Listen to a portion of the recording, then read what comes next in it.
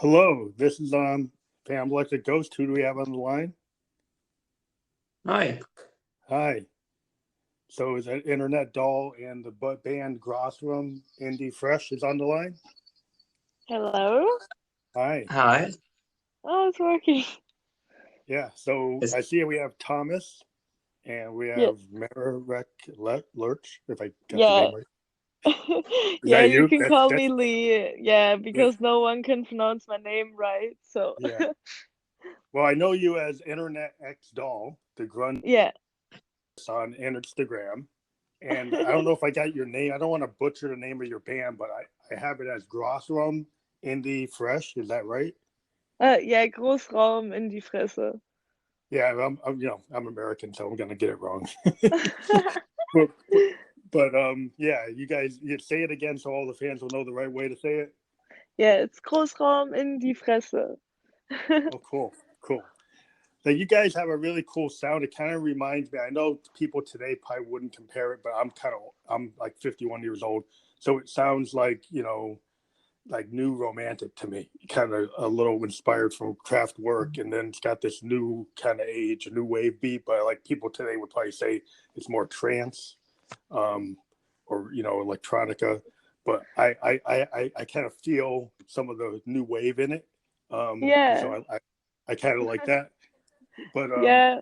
I yeah, would probably more consider it like 90s techno music, kind of. cool. Yeah, it does have that kind Yeah. of beat, man. I hear a little Berlin. I hear a little Blondie in it. Um, it That's kind of true. dates me from where I come from, but you Yeah. know, I'm a synth head, so I'm a Moog guy, I'm a Roland guy, but yeah, it's cool. So your image on Instagram is as Internet X Doll. That's how I knew you first, and then I realized when I clicked your links, you actually Yeah. were a vocalist for this band, and Yeah. then I was like, oh, I need to get her on the show because my show I interview bands all the time, so. Mm. So it's great. So if I finally got you on the show, so maybe you want to talk about like who's in the band and who plays what. I know you're the vocalist, so maybe introduce. I think the other person might have dropped off, but maybe talk about who's in the band. Yeah, so we have Thomas, he's doing like guitar. And Cool. then we have Ivan, he's doing the electronic bass. And we have Michi for the drums. And we have a second vocalist, and he's also doing like all the lights for the for the live shows. His name is Denny. So yeah, it's So all five people. so are you based in Berlin or another town? We are based in Berlin, but so usually it's like only me and Thomas. We make the music. Yeah. So we like produce everything together. We write the songs and everything, and the others are just there for the gigs. So, for example, Ivan, he's from London in England, and Hmm. Michi, he's working near Luxembourg, so he lives there. But the rest of us, we're all in Berlin. Well, Berlin is like close to my heart because I love craft work. And Hmm? Prince took a lot of ideas from craft work and took those concepts, and Bowie went to Berlin to do Low and Heroes and all those albums. So I'm kind of, as a synthesizer player, I think everybody gives a nod to the scene in Berlin if they know Yeah. what's going on. So it's cool. So when did you first get into music? Like what age did you get into music? Actually, when I was very little, so my grandpa, he was always like teaching me how to play the guitar, or I don't know the word in English, but like this weird instruments and everything. He was always playing like everything. So from a young age, I already learned how to play the piano, and yeah, always loved singing and playing all instruments. Um, but actually, I only got into singing because of Thomas. So I was in Berlin just to visit him, Mhm. and he was like, "Oh yeah, so we have this band," and I already knew them by that time. The band Grossraum in die Fresse. But the singer, she back then, they just like split, so they didn't make any music anymore. And Thomas, he was just like, "Yeah, we're looking for a singer. Do you know anyone in Berlin?" And I was like, dude, I don't know. I don't really know anyone here, and I don't know anyone who's singing. So, yeah, and then he was like, "Oh, don't you want to join us?" And I was like, "Dude, I can't even sing because I've never practiced it before, like properly." And Hmm. then we went to his studio and we recorded one song. And after 5 hours, the first song was done. And yeah, that's how I joined the band. That was And that's how actually I the song. also, hey It girl, was a Hey Girl. Yeah, yeah. We released yeah, that. Uh, Yeah. So I was we- looking at your Spotify. So which song, "Hey Girl," is the one you guys, the first one you guys did? yeah. yeah. Yeah, The your day I latest, joined yeah, in the band. your latest song is "Sad Boy," right? Yeah, Yes. Yeah, so that song I really like. That has a lot of like new wave, new romantic kind of thing. I know you're saying it's 90s, but I pick up the new wave in it. But yeah, it's got yeah. industrial kind of sound to it too. But yeah, I Yeah. dig it. I dig it. It's really cool. Thank you. Thank Thank you. Appreciate you. it. Yeah, because I'm an old school synthesis. I don't use a DAW. I kind of go old school. I take my Wow. analog synths. I use modular synths and analogs and modes, and I record That's so direct cool. to tape. And I kind of that's why I call my stuff like expansive sound. But I Hmm. appreciate people. I interview rappers and hip hop people and DJs, and everybody's using Logic, or they're using Pro Tools or Ableton Live. But I kind of come from the time when synthesis was created by like Moog and EMS and all Yeah. those guys to actually That's so play, awesome. yeah, to play those synths live. And Yeah. I Yeah. feel you Yeah, guys have a kind of a punk aesthetic, and you guys are actually going on stage with instruments. So that's very Totally. positive to me. Yeah, it's real positive to me because I hate it when I see a band and all they got is an SD card. No. No. No. No. That kind of drives me crazy. I know you guys are good in your home studio, your bedroom studio, but I really want to see you play. And so it's yeah, cool to see pictures of your band with your Casio and a real drum set. That's Yeah. that's yeah. that's very heartening. That's Yeah, and you super can important barely to me. see that. Like, anyone who's like doing electronic music, they never have a live band. You know what I mean? So it's always just them on the stage, and I think that's boring. So I'm really happy that Yeah, we well, have I the get real band. bored when I see them on a CDJ and they're just jumping up and down, and I'm Yeah. Yeah, like, can I go to New York and I bring my Moogs? I have road cases, and the people at the clubs get upset because they say, "How come it's taking you so long to set up?" Because I'm using real keyboards. Right. It makes it That's, so much more complicated, everything. But yeah, I yeah, gotta do uh, a sound check. Yeah, I have to do a sound check. yeah. But they're like, "Oh, how come you just can't plug in?" I'm like, "Well, it's not like that." But That's yeah.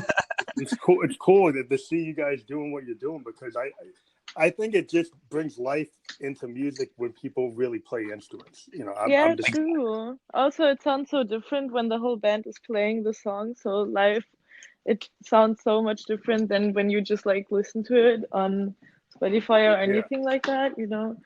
So I Oh yeah. really enjoy that as well. Yeah, we So want that actually. Yeah. you guys play live a lot in Berlin? Do you play a lot of clubs? We want Not. to. I had so much struggles last year moving here because I was still living in Frankfurt and I had to come Okay. to Berlin every second weekend to like do something with the band. So I had to move here and it was so hard to find an apartment and everything. Hmm. So yeah, we couldn't really do anything because I still had to like figure out where I'm going to live and my job and everything. So Yeah, now yeah. that, yeah, now that I have my apartment and everything, we can like work on other stuff. So we have played two festivals this year, which is Cool. already great. Yeah. Yeah. We So played in you're Berlin actually too, and in Frankfurt. Yeah.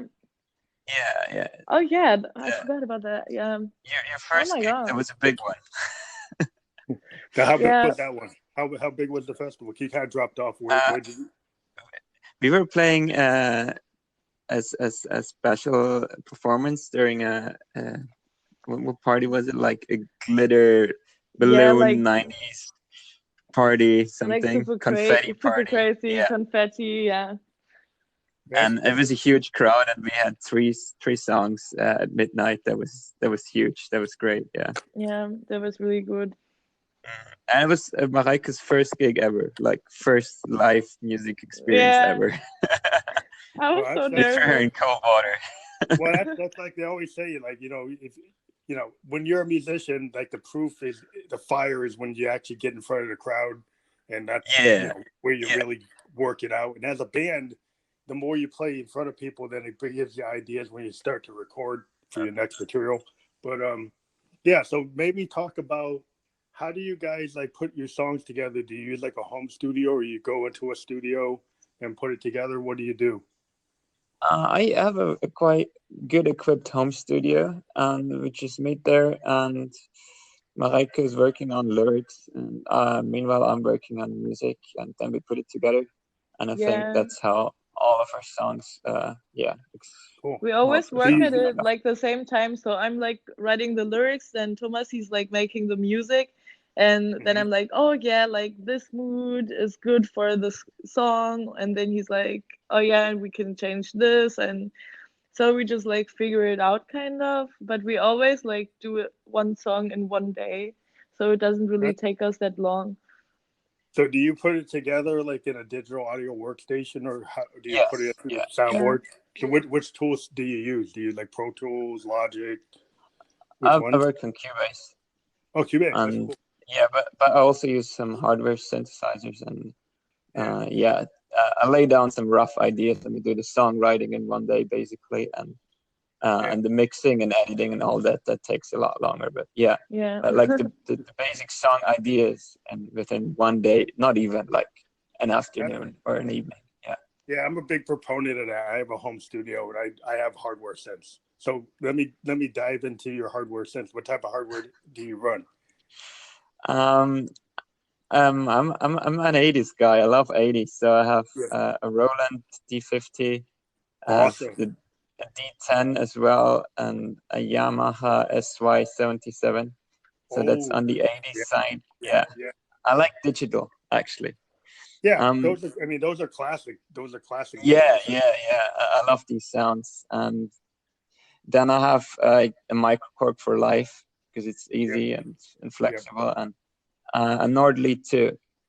Oh, that's a good machine. Yeah, I love that. Yes. And I have a Roland workstation also for life that's not very particularly good sounding, but flexible. Yeah, it's flexible. I mean, I use a lot of Moogs. I got like Moog. Awesome. Wow. Eurorack, and I have Arturia, like mini Brute 2S. And then that's so cool. And then I use a Make Noise Morphogene Eurorack sampler. And I sample my own stuff, and then I run it kind of backwards, tape looping and stuff you can do with that thing.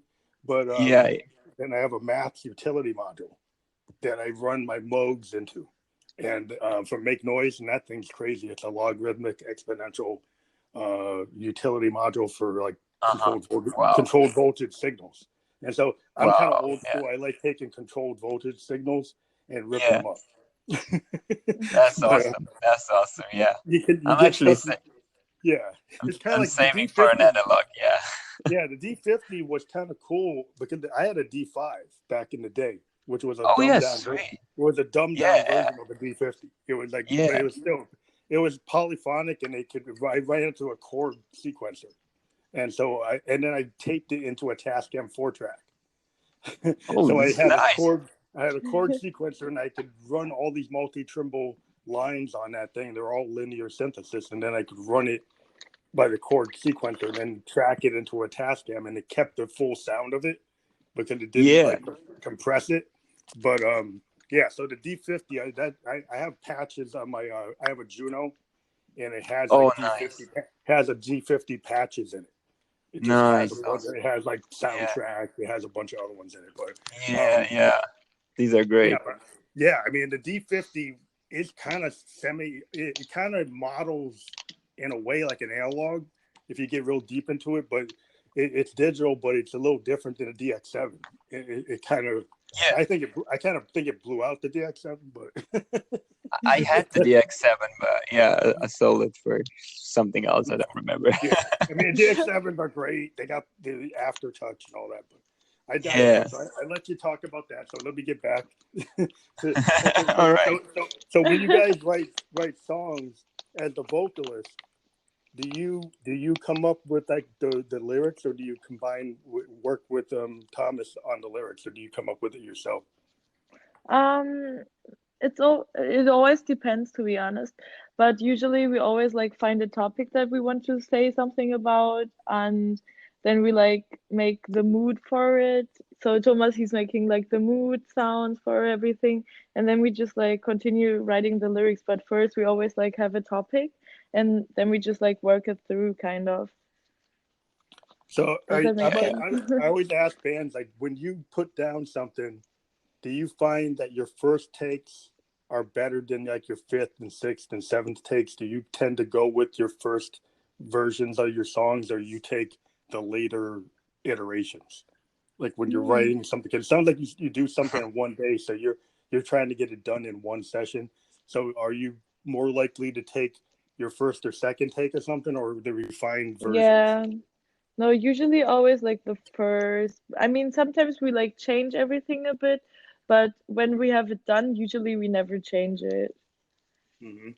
Yeah, rarely, Yeah. but like whatever comes up that day, and then we do slight adjustments. Like, yeah, but if the song doesn't work, then we go write a new one.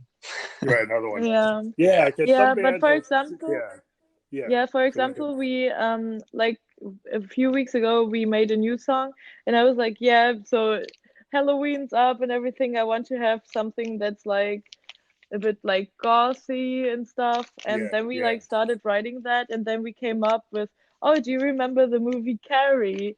It's like the yeah, same mood. And then we yeah, like changed a bit of the lyrics, so it's like from the movie Carrie.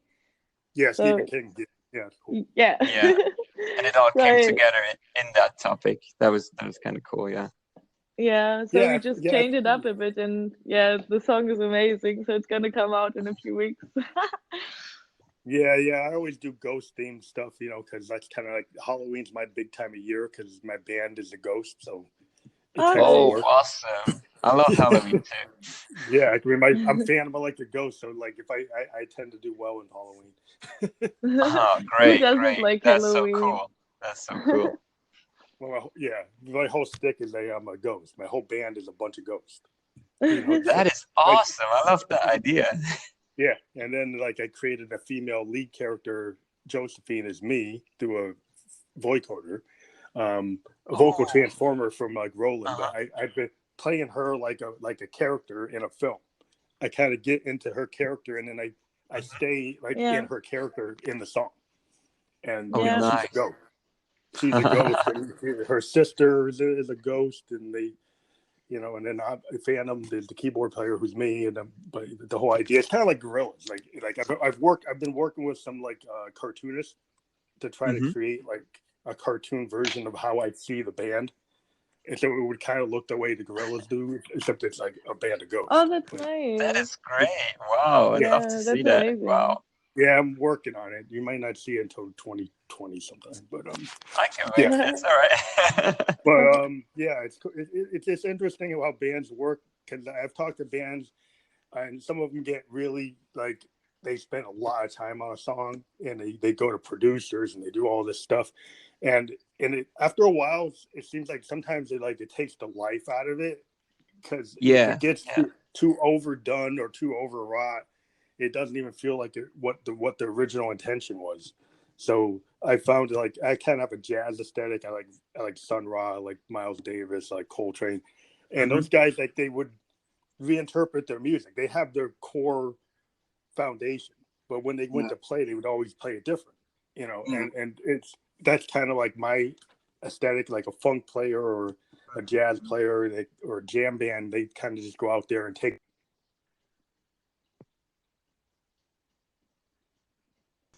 shape what your style of recording, because it's kind of like where my head's at. But so, what would you call your style of music? Like, if you were going to put it into a category, You said it's like 90s, Yeah, we like always say it's like, electronic.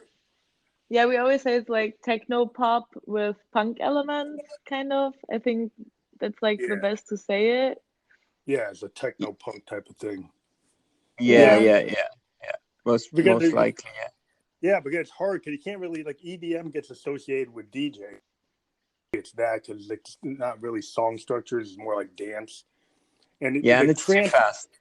yeah, trance is a little more open, and then like synth wave kind of is evocative of like new wave, and that's why I kind of came with my idea of like expansive sound. Kind of, I'm trying to bring the idea like Sun Ra and Keith Emerson and progressive rock bands and stuff. That's kind of what I do. Because Awesome. you know, yeah, when you actually use a synth, you're more like a band like Churches. You know, if you're, Okay. you know what I mean? Yeah.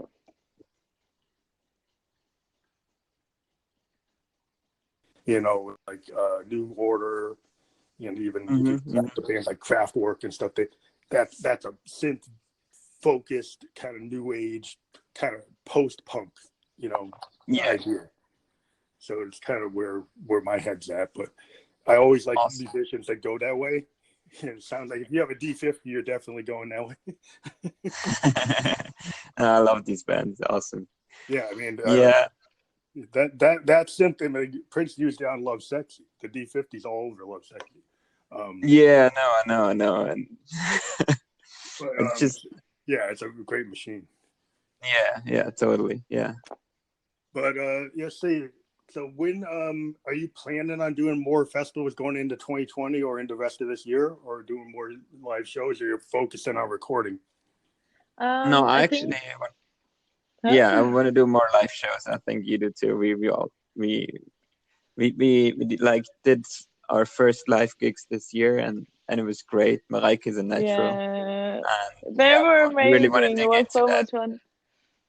Yeah, because that's really like when you're a musician, getting the feedback from the crowd and figuring out how to do your stagecraft is like everything about like why you want to be a musician.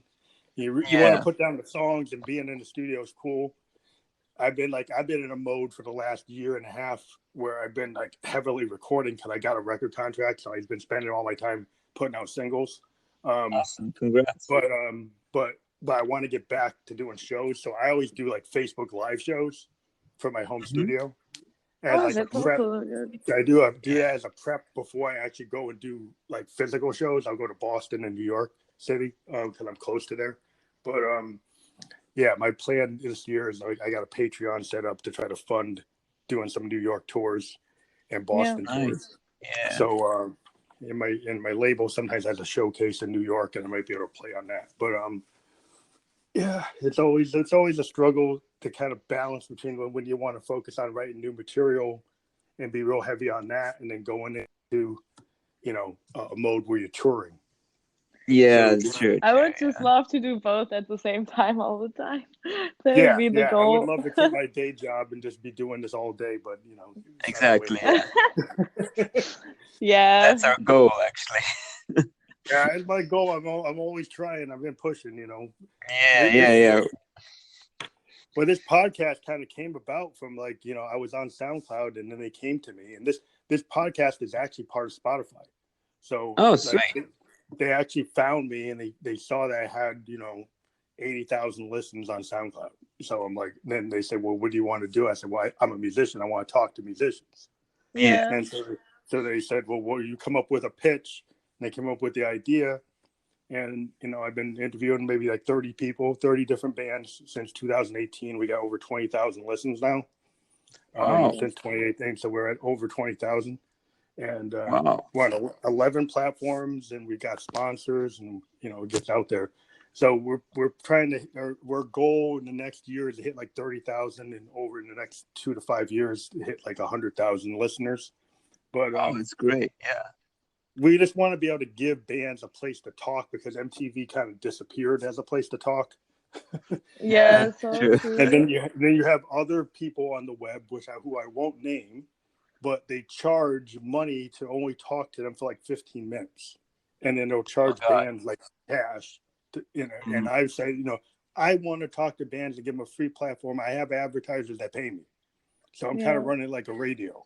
so you don't need the and that's why I feel musicians need a forum to be able to talk about what they, you know, their music and how they create it. So that's so cool. We appreciate, yeah. So if you've thought about collaborating with other musicians and other genres, or trying to get into a collective in your area, because Berlin is like a big music scene. So are you working with like the music community in Berlin and trying to link up with them on some kind of scene level? Maybe talk about that. To be honest, it's tough because we don't do rap, and we neither do techno. Yeah, And that's like okay. the big That's we're good problem now. with us. yeah, Because so so many people, they do more like into rap, but we are like too pop for them. And Oh, for you're like going the other pop, way. pop genre, we are too techno, you know what I mean? So it's like kind of hard for us. But we yeah, never fit in. Yeah, that's yeah, bad Yeah, and good. Yeah, that's too bad, because like the scene used to be at like the Kraftwerk Berlin scene, you know, the Bowie scene with yeah, Brian Eno coming in there and you know, doing a lot of cool stuff in Berlin, and it was kind of known for like, you know, people playing, you know, Modes and yeah. Prophets and mm, Mhm. Jupiter 8s and you know stuff like that. And now that's kind of that's I've run into the same thing where somebody I tell them I'm an electronic musician and they think I'm a DJ and they want me to DJ a party. And I'm like, I'm not about DJ and parties. I'm a you know, synthwave progressive, you know. I try to tell them, you know, like when Genesis used to play, No. yeah, like a rock band. And they're like, oh, Yeah, yeah, I found in New York City there are a lot of clubs that actually still have bands. And so I go to the places where the bands play. And so I found yeah. that Me I too. fit Me in. too. Yeah, I fit in where like the punk rock bands still play, and you know, Mhm. 80s bands, like somebody trying to do a tribute to like Duran Duran, or somebody trying to be Oh, wow. like, you know, like a band like that. You know, people new wave night and people are bringing that, kind of channeling that. Then I can go, or even like, yeah, people doing like modular nights where guys come up Wow. with their modular synths, and they just, that's the kind of scene I can get into, you know, because it's a Wow. different scene. If I did play a hip hop show one time Mhm. in New York, okay. and then it was interesting because then all the hip hop producers wanted to talk to me because they liked my sound. They wanted to try to incorporate my sound into their stick. Nice. Yeah. But yeah, so you can end up Did you end getting up doing it? relationships. I worked with one guy, and we actually put together a track and we put it out. Cool. Yeah, so you never know. I mean, I don't mind cross genre, but I always tell people like I'm not a heavy sampling guy. I kind of come up with my own stuff. Yeah. Yeah, so if they want that, they got to go with somebody else. But I'm not into like running samples and then remixing them and stuff like that. Mhm.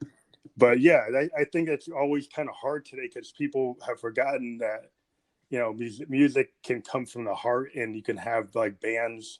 And I always feel like I probably would have done well. I was around during those times, but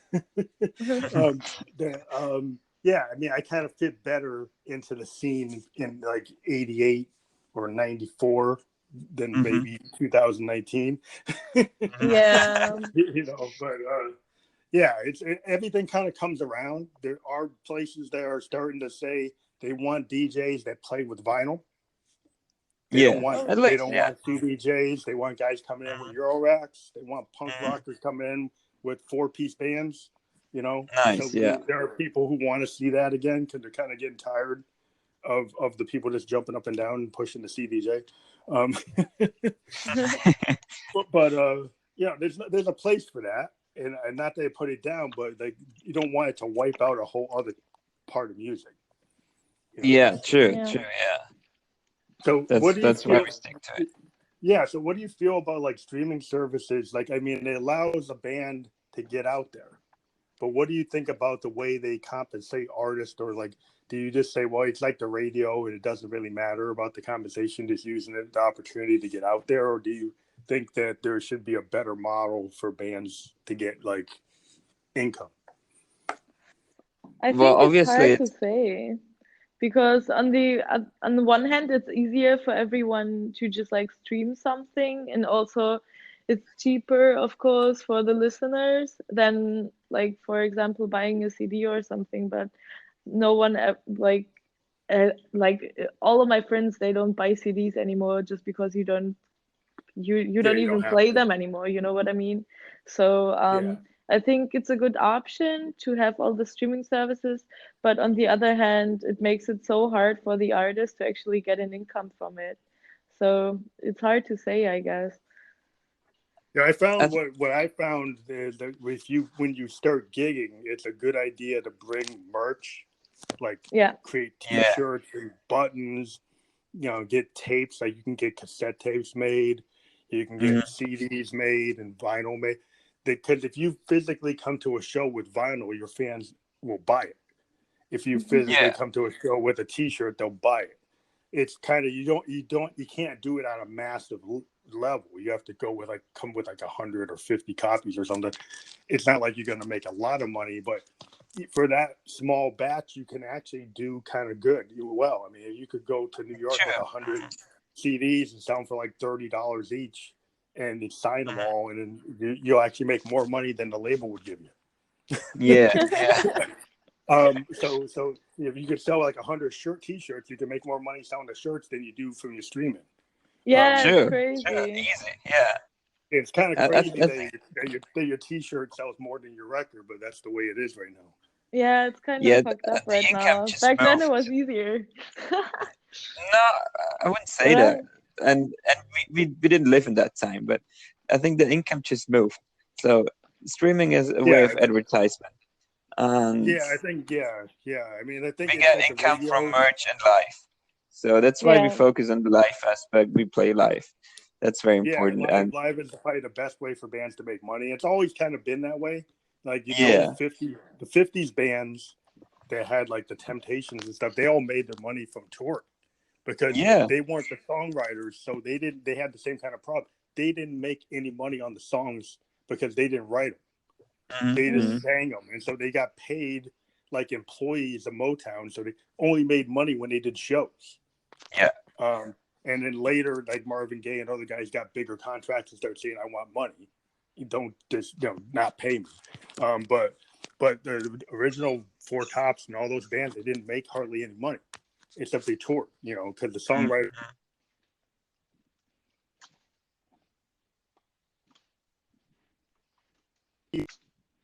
And the thing is, like in the old days, there was a gate where you couldn't even get into the record industry unless the A&R guys picked. yeah, yeah. Now it just can release everything we want. yeah, that's also nice. That's great. Worldwide. Yeah, system. So there's more Yeah, opportunity for bands to be out there, and you kind of got to self promote to really yeah, kick it. To do a YouTube video, get on Facebook, try to get a lot of people into you on the net.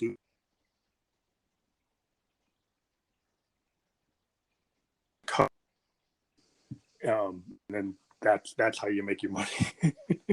yeah, yeah. Totally. And I don't think it's a bad thing actually. Like, um, we have now access to all the music we want. Back then, you have to get a CD from Yeah, a small band. You probably don't get it at your record store. So Yeah, now you yeah, just can go online and you get everything from everywhere. And I think that's a great opportunity you can use. So yeah. I I think don't definitely. that's see yeah, it that yeah, bad. definitely. Of Yeah, course, they could pay better to the artists, to the creators, to the authors, but Yeah, still, that's what I meant. it's an Like, opportunity. it's yeah. You just easier got to to like get yeah. contact with everyone, but still, like, what the money that you get, the income is not that great for the artist right now. But I don't know, maybe they Yeah, will change it. You never know. Yeah, you just got to find ways to to market your music so it gets into different venues. It gets into yeah, yeah, film, video games, all that stuff.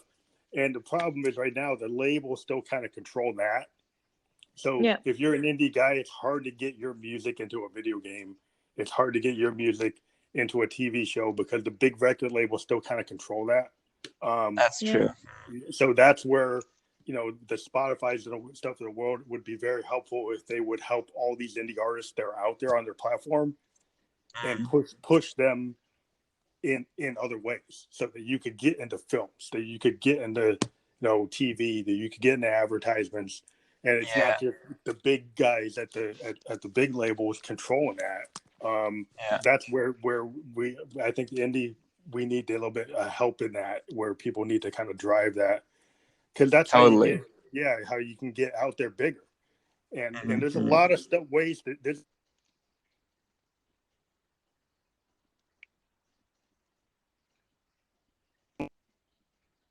artists were paid fairly. I think that's what we're looking for. Everybody just wants to get a fair shake for Yeah, what they yeah, put into it. I mean, you love yeah, it. You guys are doing it because you love it, and you do it because you're passionate. Most everybody I talk to is like super passionate about what they're doing, and they do it, sure. but you're not getting massive amounts of money, but they're really into it. And I think that's the spark, and you never know when that spark's going to really take off. And so you just keep on Yeah. doing it. I think that's also what we like said, like when I first started being in the band, I was like, okay, just like always keep in your mind it's a hobby. And if you make money with it, then it's nice, but don't focus on the money. You always have to focus on the creative side of it.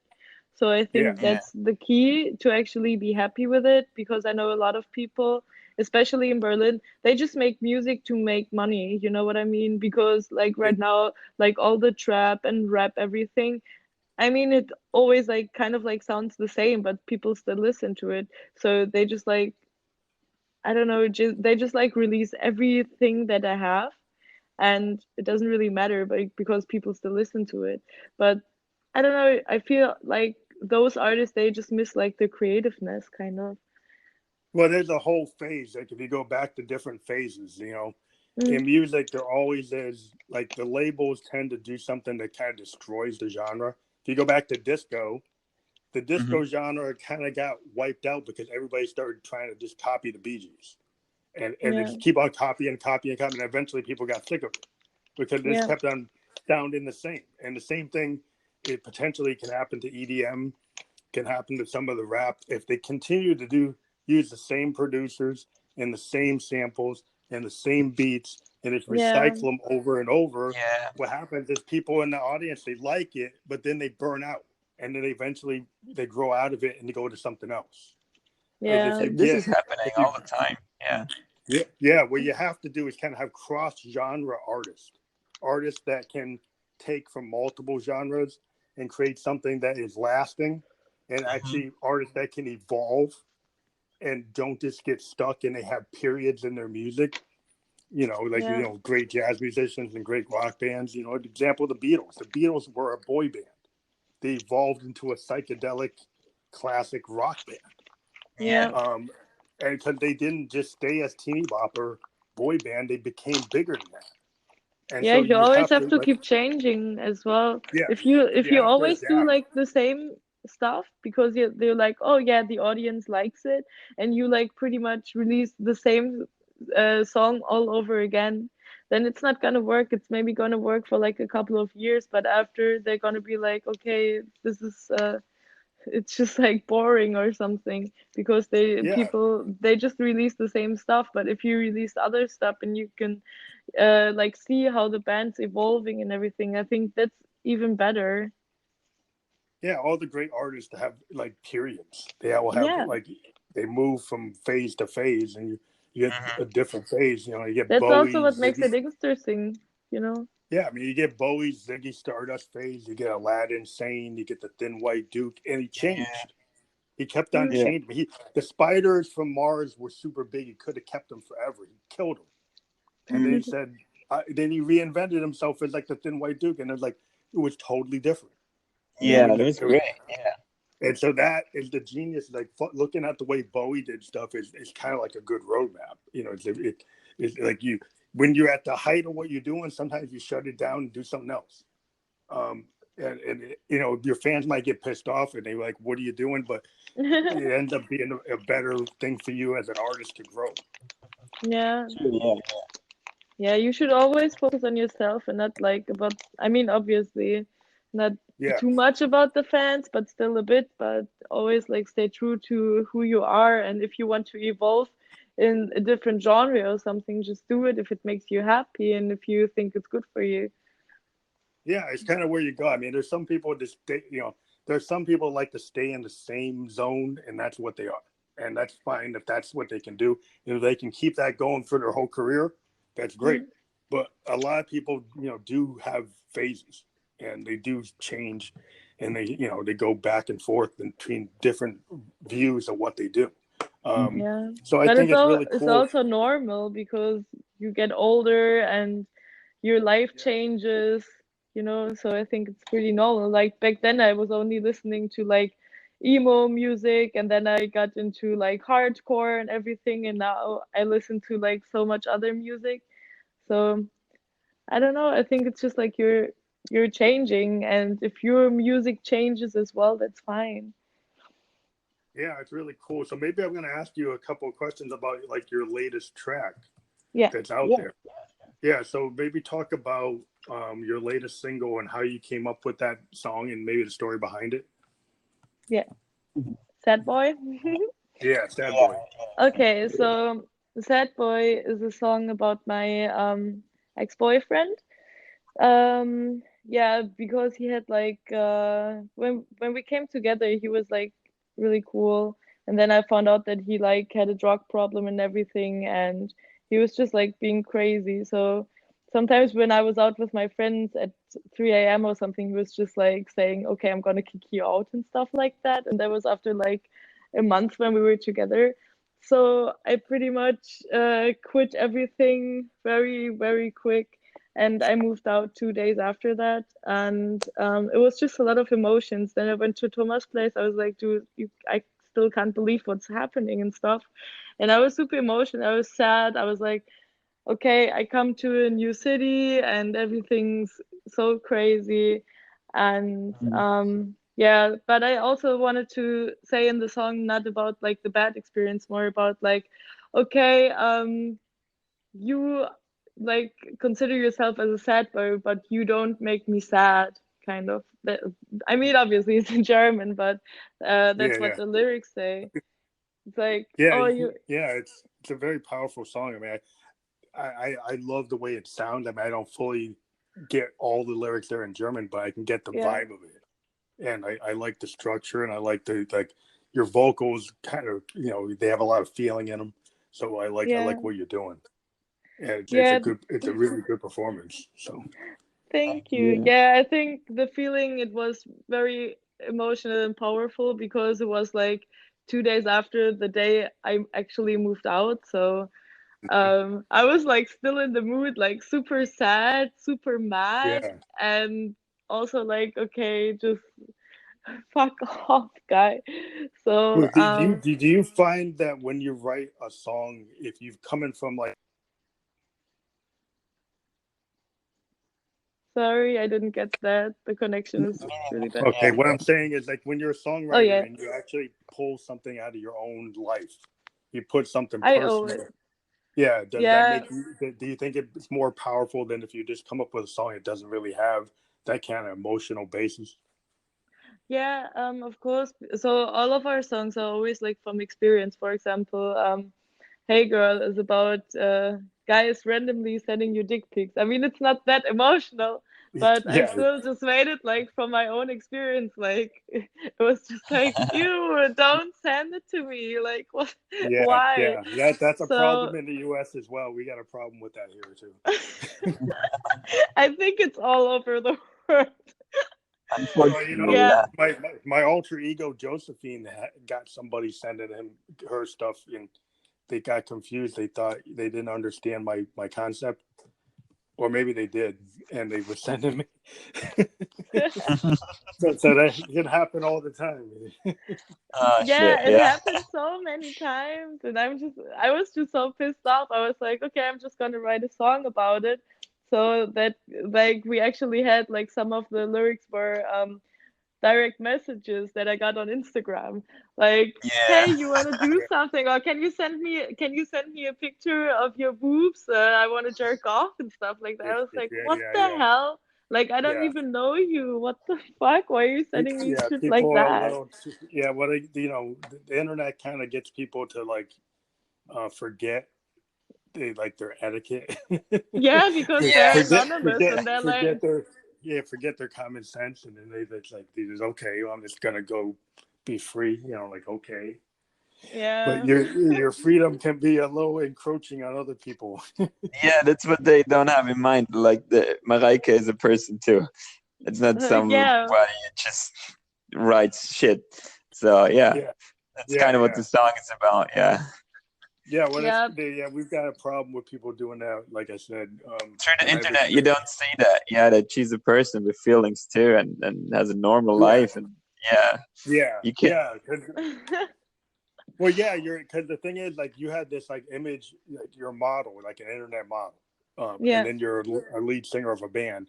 Some people get confused, when these people on the net, they see people as like, I don't know, they don't see them as real. I think they start Yeah, falling into, and then they just feel like, well, that's a star, and I can just do anything I want because they're not human or something, and then that's like very concerning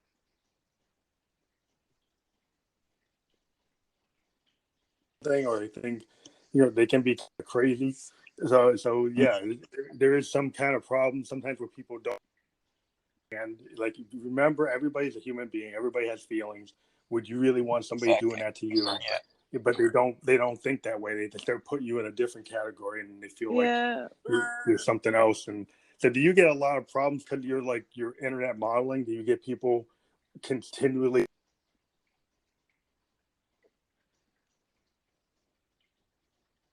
model? You're doing something, and they're not putting yourself there on a dating site.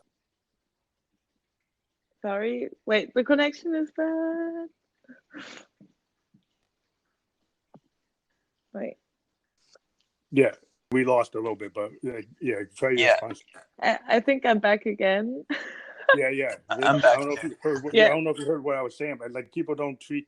Sometimes they act like the Instagram's like a dating site, and it's like there's artists and musicians and actors and stuff on this site, and we're doing our work, and it's Yeah. like, you're not supposed to be like asking me for a date or something.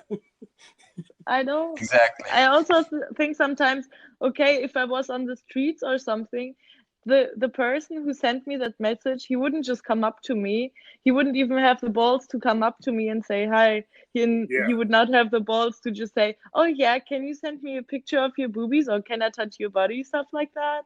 He yeah, wouldn't yeah, say that on the street to someone, but since you're anonymous, you can just like set up a fake account of, I don't know, whatever, and you just send random messages to girls. And I mean, also, like, a lot of my friends who don't have a big following, they also get messages like that, like on a daily basis, and it's yeah, fucked up. yeah. There's a lot of trolls, a lot of guys that are totally like unevolved. Yeah. Yeah. And it's like, okay, why don't you go back to the cave? It's sitting there for another 1,000 years. Maybe you'll get better. Um, but, Yeah. but I don't know. It's like they're just not ready for prime time. But yeah, we have to, as artists, we always have to deal with it. I get people, they come after me because I do Josephine, and they start doing like homophobic stuff, and they do all kinds of Oh crazy stuff. damn. Yeah, Yeah. yeah, and you get people that are just they get crazy. And I was like, artists are going to do what they're going to do. You do stuff because it's artistic expression, and you don't. If you, my whole thing is, if you don't like it, don't be a hater. Go somewhere Yeah. else. You don't Yeah, have like, to like bother somebody. If you're a hater, it's like, why are you going to spend energy hating something? I Go know. go I had this go. at my work, for example.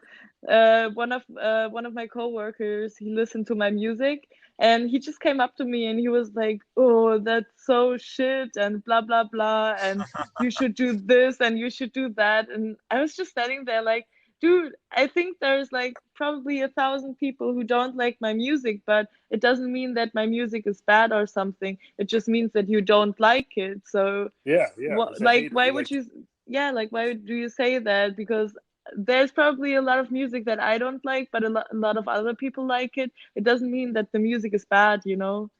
It just means It's that actually a good it's thing. not mine. Yeah. yeah, I mean, It's a good thing constructive. that people Yeah, are hating. yeah. Constructive criticism's good, but even like criticism that's not solicited, like you get unsolicited criticism, like you don't really need that. Yeah. No, I'm not talking about criticism. I'm really talking about like people not liking it, like actively not liking it, because Oh, be a that hater. tells me that I'm on the right track. that I'm Oh. creating something new, creative, that offends Yeah. people probably, but there are like also people that love it for that.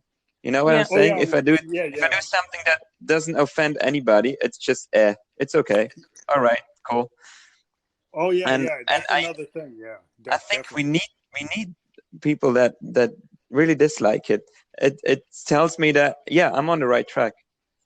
Yeah. Because Definitely. for every hater, we get another fan.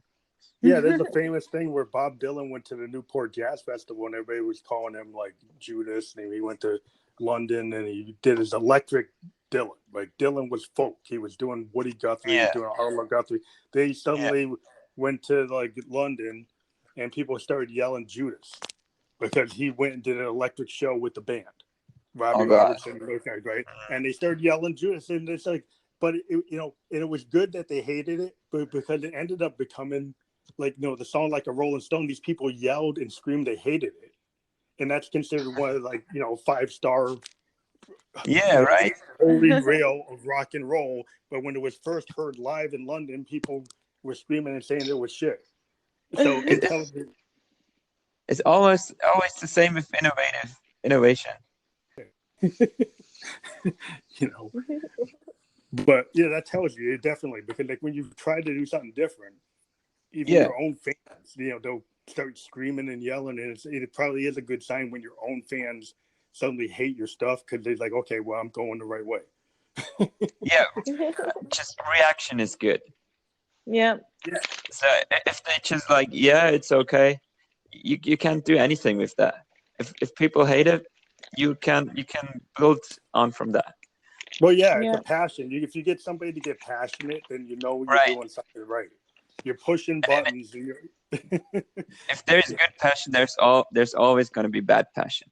Always. Yeah, well, yeah. For everybody that hates it, there's gonna be somebody that loves it, and then somebody that gets interested, and it gives you press, and it gives you like Exactly. Lou Reed, the Velvets. They were hated, and now they're considered one of the greatest bands ever. Nobody loved the Velvet Underground. They hated them. They thought they were trash. And then now today, everybody goes back and acts like, well, they must have loved that. No, they didn't. Yeah. Right. So it's like everything that was becomes good. Like when people first try something, people were like, guys like Coltrane and Davis were jazz critics were like, oh, what are you doing? When they did fusion, when Miles Davis went into fusion, they said, well, you're breaking the rules because he was like a bebop guy, and he's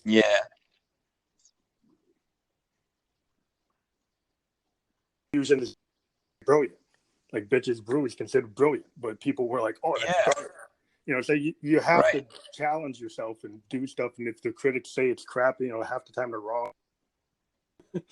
So 10 years later or 5 years, even a month later, somebody says, oh, well, that's brilliant. You never know.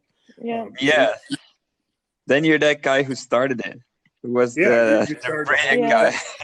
That's the thing. Because like, if you just keep on doing what's popular, that's kind of like, okay, it's boring. Like we said, it gets boring. You got to push yourself. You always have to break the rules to create something new.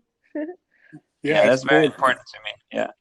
Yeah, it's definitely like a key of like great art. I like anybody that's really pushing buttons is somebody's like challenging you to like say, well, I maybe I ought to look at it, because I love to listen to like everything. I'm a music fan. I'll listen to jazz or country, EDM, trance, punk, so everything. I challenge myself to go after, like, I might look at something and say, maybe I didn't like it on the first listen, and then I'll go back a couple weeks later and look at it. And I actually like it. Yeah, because you got to check things out, and as a musician, it's always better to have like an open mind. So I'm just a pure. It's like the same. Metal. It's like the same when you eat food or something. For example, first time when I had sushi, I hated it. But then I tried it another time and I was like, oh my God, it's so good. And I think it's like the same with music. Oh yeah. We get people here in the US, all they want to go is the Mickey D's, and that's it. It's like, He's like, you don't want to try anything else? No, nope. I'm going to Burger King. I'm going to Mickey D's, and that's it. And I'm like, well, why don't you try something else? And he's like, I can't. They're just like stuck. And and it's always hard because like you're looking for better restaurants where people want the very bland.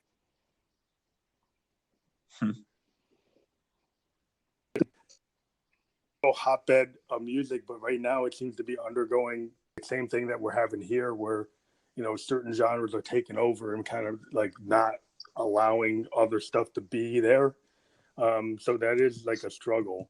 But I think that because you have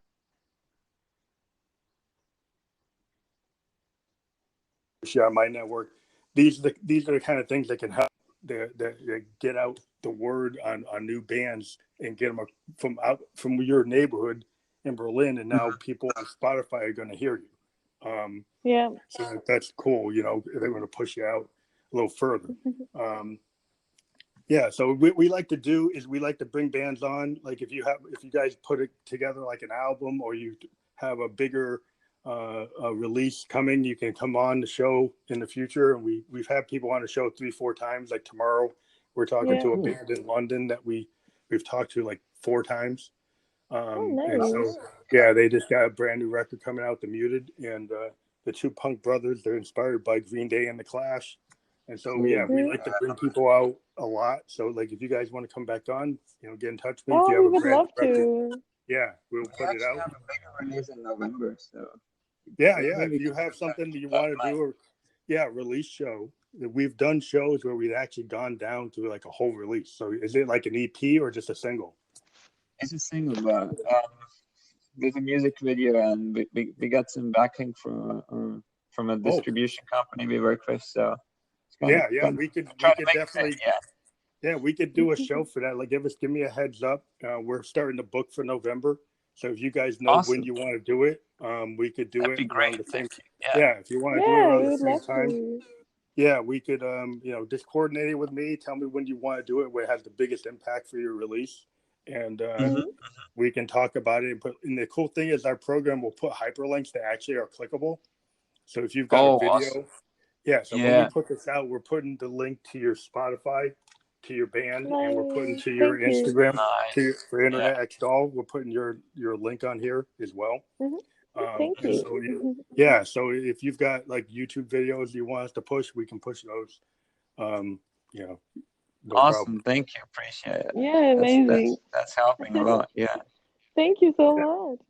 Thank you. We love to talk to musicians. That's what we're all about. We want to talk to everybody that's got cool stuff. Everybody should go out and listen to Sad Boy, download it, go to Amazon if it's on Amazon and buy it.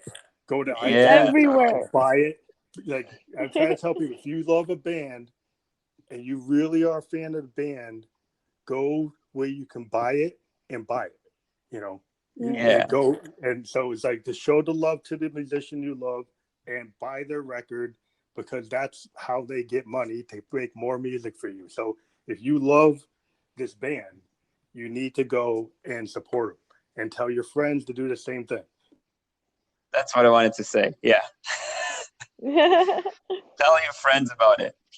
You tell everybody about it because it's cool. Tell your friend, your mom, everybody. Even that guy that you don't like, tell him too.